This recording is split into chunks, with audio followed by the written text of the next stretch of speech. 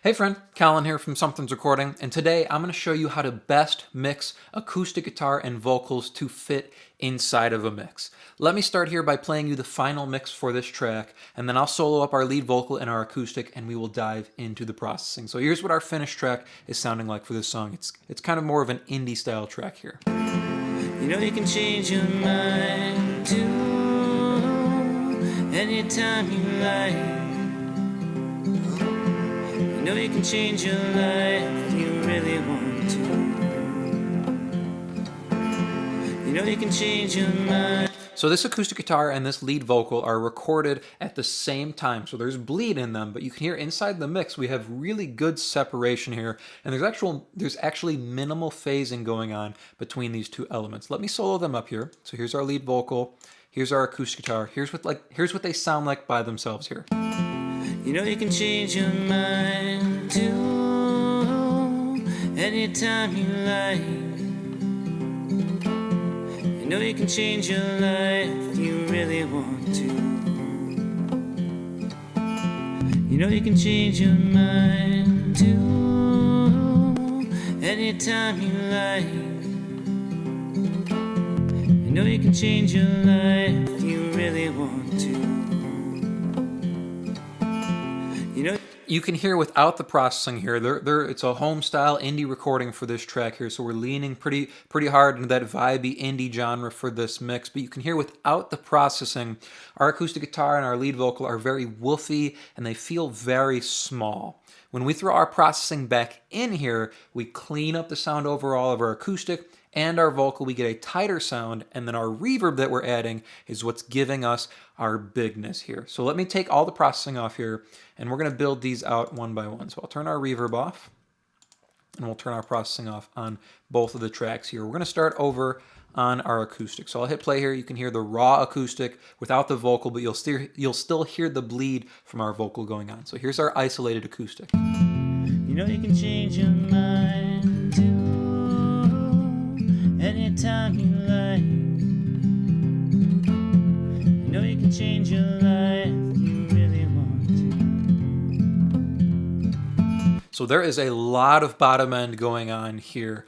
That's the first thing I want to take care of. So I'm opening up my EQ here, and I'm going to roll off all of this bottom end here. We'll talk about this boost in a second, but I'm rolling this high pass all the way up to about 300 hertz here, 296 hertz, 12 dB per octave slope. We want to wipe out all of that woofiness in the bottom end, all that air blast we're getting from the sound hole that's really taking over our sound, and it's masking all that pretty top end that we want to get, all that string sound we want to get from an acoustic guitar. So without the high pass, and then I'll kick it in. Take a listen to what a massive difference just this one move makes. You know you can change your mind too anytime you like. You know you can change your life if you really want to. You know you can change your mind too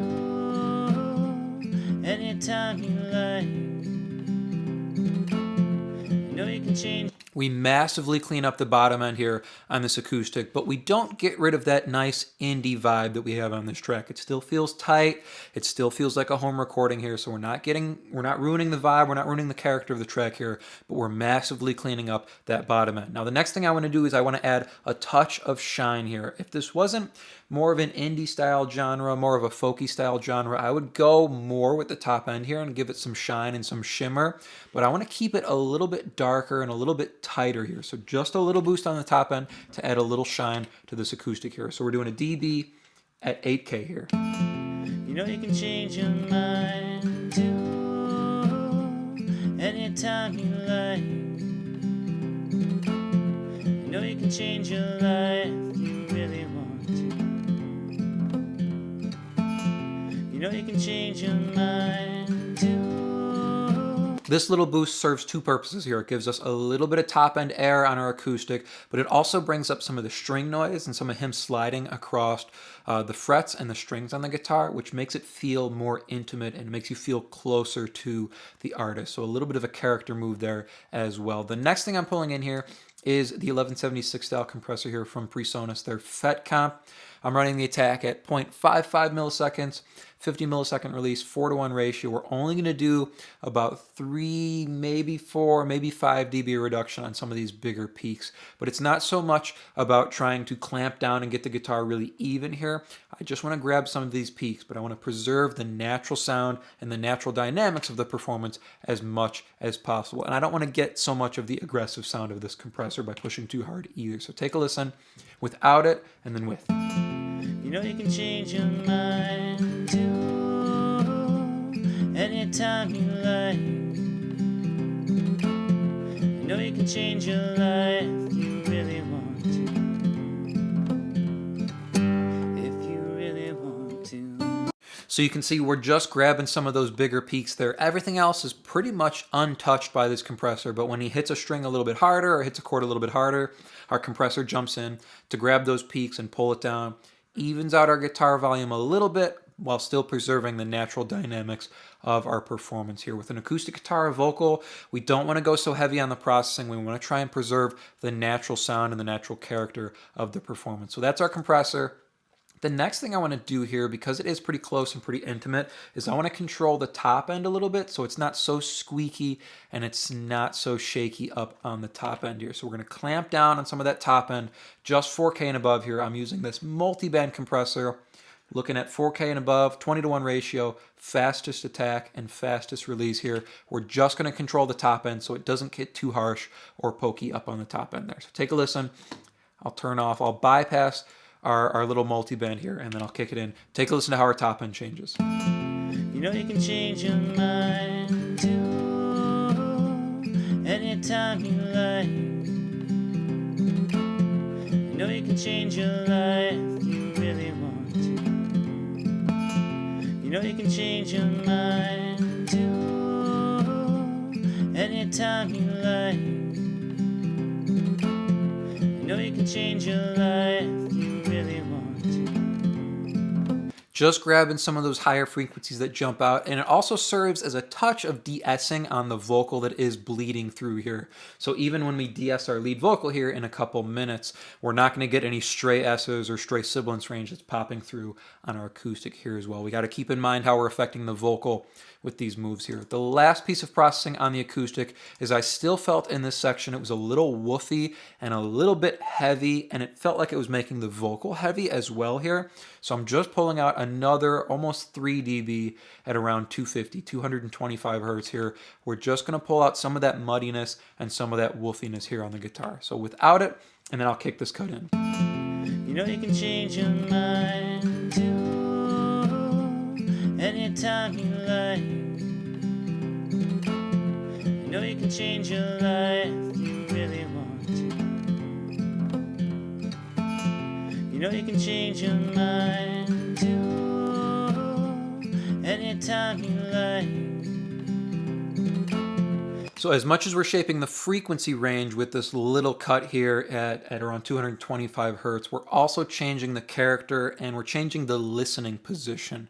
With more bottom end, you usually feel closer to the instrument. It's kind of like you have your ear even with the sound hole. When we pull some of that muddiness and some of that woofiness out, it places you back in the room like you're sitting watching someone perform on acoustic guitar. So that's a little bit of the aim there with the character as well as the frequency change. We're not going to throw the reverb on yet here, but bear in mind I do have the acoustic panned 50% to the left here. We're going to jump over and we're going to take a look at our vocal. Here is our raw vocal without any processing going on. You know you can change your mind too, anytime you like.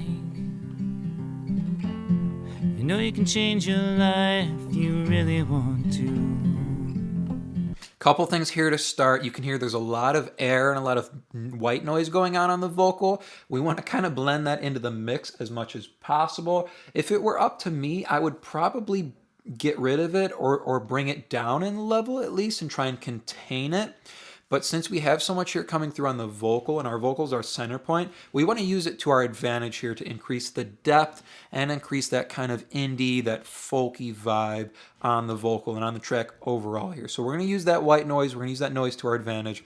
The other thing to note here is we're using the same plug-in chain on our acoustic and our vocal. Because they're mic'd together, because they're so close to each other, we want to try and minimize phasing by using a bunch of different plugins on each instrument here. So I'm using the exact same plugin chain on each instrument here, the acoustic guitar and then our lead vocal. And this is going to make sure each sound source is hitting the same amount of processing before it goes out to our master bus here, before it goes out to our mix bus. So there's no point in the process where the phase is going to get drastically altered on one source and not the other here. Now, first thing we're doing, of course, if you've seen any of my videos before, the first thing we're doing on all of these instruments is, of course, a high-pass filter. It's almost at about the same spot that it was here on our acoustic guitar. 296 on our acoustic. We're a little bit lower here, 276 on our vocal here. So still pulling out a ton of woofiness, and a ton of bottom end buildup here on our vocal. So 276, 12 dB per octave slope. Take a listen without, and then I'll kick the high pass in. You know you can change your mind too anytime you like. You know you can change your life if you really want to. You know you can change your mind too anytime you like. You can hear how much it cleans up our vocal and really evens out the frequency range of our vocal as well. So there's not this huge focus on the bottom end and that kind of woofiness and muddiness we're getting down below 200 hertz there. Cleans up our vocal overall, and it makes it more intimate. So we're not kind of like right by someone's mouth listening and getting all that proximity effect. Places you back in the room like you're watching someone perform on their instrument. It feels a little bit thin, but we're going to get a little bit back from our compressor, and we're going to get the bottom end that we have on our acoustic when we combine them together. So we got to keep in mind how we're affecting the opposite instrument here as we mix. Now I am adding a little bit of top end, but I want to get my compressor in place before I boost any top end here on the vocal. Same compressor, same FET style compressor, same attack and same release. So 0.55 milliseconds on the attack, 50 millisecond release, 4:1 ratio. I'm not going as heavy as I usually do with compression on vocals because I want to keep it more natural and I don't want to get so much of the aggression, so much of the character from the compressor. I want to try and keep it natural and tight sounding here. So only about 75 to 70 dB reduction here on our vocal. Here's without it, and then I'll kick our compressor in. You know you can change your mind too anytime you like. You know you can change your life if you really want to. You know, follow an ocean of lights to faraway ocean sides. You know you can change your mind. You can see just on some of those bigger peaks there that it's coming down by about 7 dB reduction. But other than that, 3 to 5 dB reduction on our vocal here. And you can see I'm actually doing a lot of gain tweaks on the vocal to get it to sit evenly. That helps it stay natural. So instead of me really pushing into a compressor like I normally would on a vocal with a denser track, with our vocal being out front and a little bit more bare like this, a little bit more exposed, I want to try and keep it natural. So I'm using the gain to my advantage on the vocal here rather than pushing so hard into a compressor. Now we're going to go back and we're going to add some top end here. Bear in mind, we're not going to go as far as I normally would because we have that noise, that white noise, that air on the top end to deal with. So only about 3.5 to 4 dB boost here up at 8K. Take a listen to what this is adding to our vocal. You know you can change your mind too anytime you like. You know you can change your life if you really want. You know you can change your mind too anytime you like. You know you can change your life if you really want to. You know you can change your mind. This is a little bit of compromise here because I could pull in the low pass filter here to try and get rid of some of that top end air and some of that white noise up on the super highs, but I don't want to ruin the pretty top end we just added to our vocal. It just opened up our vocal with this 3 dB boosted 8K. I don't want to negate that by pulling in a low pass filter. And the noise also kind of helps place you in the room with the vocalist, with the artist here, because you can kind of feel the ambience going on in the room around them. You can picture yourself just sitting in the room. You can hear the natural noise of the room as the artist plays their instrument and sings. So it does help the indie and the folk vibe of the song here. Now, let's pull in our multi-band here. We're going to do a little bit of de-essing up on the top end, get rid of any of that harshness, any of that pokiness there from the sibilance range. Same thing we were doing here on our acoustic, 4K and above, 20:1 ratio, fastest attack, fastest release, just controlling that sibilance range, that top end area on our vocal. You know you can change your mind too anytime you like. You know you can change your life if you really want to. You know you can change your mind too anytime you like. You know you can change your life if you really want to. It's not very aggressive, it's very subtle, but it softens the S's and it softens the sibilance range here on our vocal, which is what we're going for to keep it natural, to keep it gentle sounding here. The last thing I'm doing on our vocal is this kind of 2 to 3, 5K area. It felt a little bit edgy to me, so I'm pulling about 2.5 dB out at 3K, and I did pull in a high pass filter here because when I put it in with the guitar, it still felt a touch heavy. So I'm going to A-B both of these together. Take a listen to how it's shaping the vocal on the end of the chain here. Just pulling out a little bit of edginess and rolling off any heaviness that's left in our vocal. You know you can change your mind too anytime you like. You know you can change your mind too anytime you like. Just take a listen to that first phrase one more time. Without the EQ in, you'll hear it's a little bit edgy and it's kind of harsh there. When I throw this EQ in, it rounds off all of these rough edges and it's much more pleasing to listen to. So here's without our EQ, and then I'll kick it in. You know you can change your mind too anytime you like. You know you can change your mind too anytime you like. Much rounder and much softer on our vocal pass there. Let's put both of these instruments together now. So here's our guitar and our vocal. You can hear how everything fits together. So even though our vocal is feeling a little thin by itself there, we throw in our acoustic now and the whole puzzle comes together. All the pieces fit together here. You know you can change your mind too anytime you like. You know you can change your life if you really want to. You know you can change your mind too anytime you like.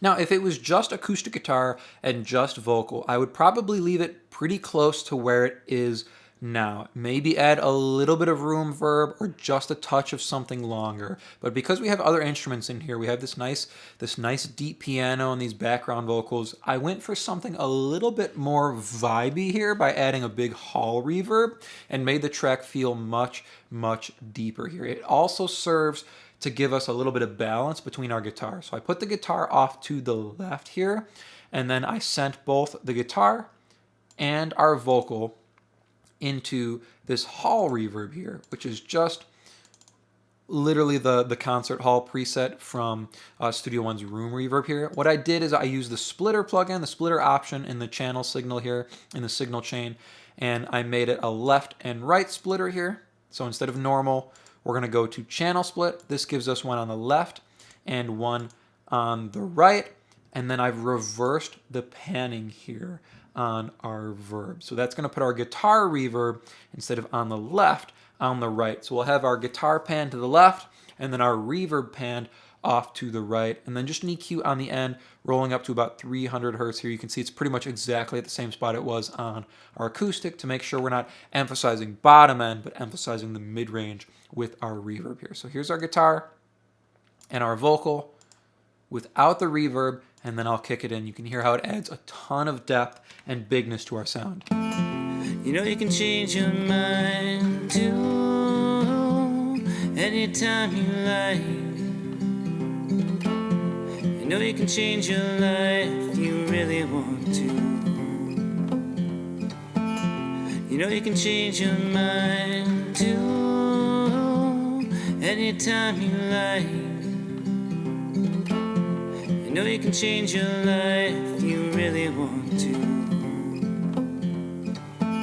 Getting a ton of depth here out of our hall reverb, and we're getting some width from it as well. Now, if you want to keep it tighter and you want to keep it closer to the center, you don't have to use the splitter technique. You don't have to use the reverse panning. That's where we're getting that width from. By panning our reverb opposite where our instruments are, it gives us the perception that our mix is a little bit wider. So if you want to keep it closer and you want to keep it tighter in the center, if you just have acoustic guitar and vocal, you don't have to use all that splitter stuff we're doing there on our reverb, and you don't have to reverse the panning. Just keeping it where it normally is with one reverb is totally fine. It'll still give you all that depth. It's just not going to push your mix out wider. Because we had the piano here, I'm also sending this piano track here into that reverb, and because there's two pianos panned left and right, I wanted to push it out a little bit wider. That's why I'm pulling in that splitter technique there. So let's take a listen to everything together now inside our track. You know you can change your mind too,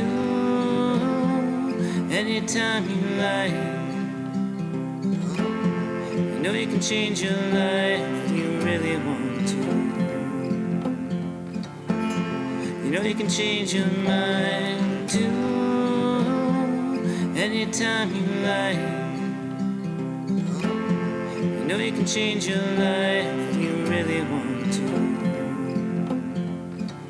How to go about mixing acoustic guitar and a lead vocal performance. The main thing here is to keep it natural and to keep it gentle processing wise. The other thing I'm doing here to keep it pretty natural sounding is using the same plug-in chain on each thing here. Because they're recorded at the same time, I want to minimize the phasing and minimize that swirliness we're going to get by having them both processed completely differently. So using the same plug-in chain and being very, very gentle with our moves here, cleaning it up, tightening our sound, and then using our reverb to give it some depth and some width along the way. I hope that was helpful for you. If you are looking to go a little bit deeper into the mixing process in its entirety and really start to hone your workflow as an audio engineer, then I have just the tool for you, and it is completely free. It is my 7-step mixing checklist, and it's just a simple PDF guide that will walk you through the entire mixing process step by step to help you get professional and radio-ready mixes without any more of the guesswork. Completely free to download. Just click the link in the video description and you can get access to that. Thank you so much for watching here today, and I will see you in the next video.